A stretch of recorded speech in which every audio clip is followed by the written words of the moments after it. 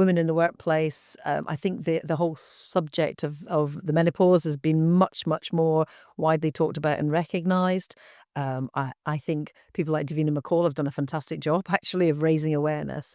And I know even for our organisation, we're a sort of menopause friendly organisation, and that we have done a lot, I think, to recognise and support women um, in that arena. And I just think as you come to the sort of the twilight or the later years of even of working, I think really understanding the impact that menopause can have, having supportive policies is really important, and I think also talking about it, just making it not a big thing, making it something that actually people can feel that they can talk about, and talk about the symptoms of, and that either people are managing, or if you are a manager, are familiar with, whether you're male or female, then I think it's hugely helpful.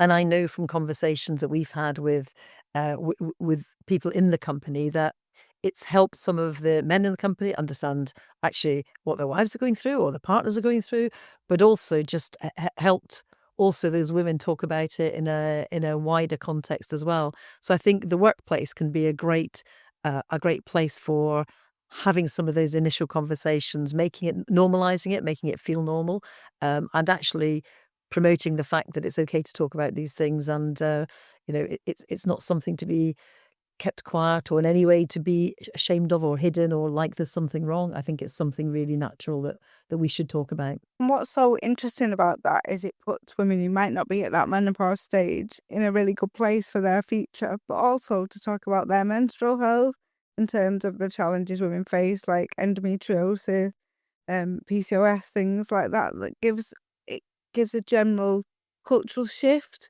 to talk about menstrual health and period dignity in a way that's not taboo. Yeah, I couldn't agree with you more. I think, again, back in the day, the idea of talking about that at work, I mean, it would just not have happened. And look how far we've come now. I think it's fantastic, and I think it's right.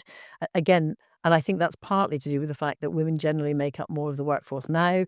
That that they are suffering from some of these issues and some of these conditions, and it does have an impact on the workplace. But actually, the workplace can be a supportive environment for women.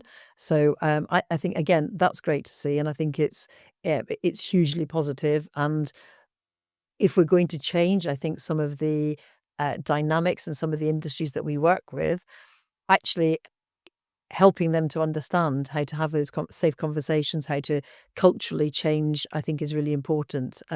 Because the last thing you want to do is to encourage more women to join an industry and have a culture that's not where it needs to be to support women in. So I think there's a lot to be said for that.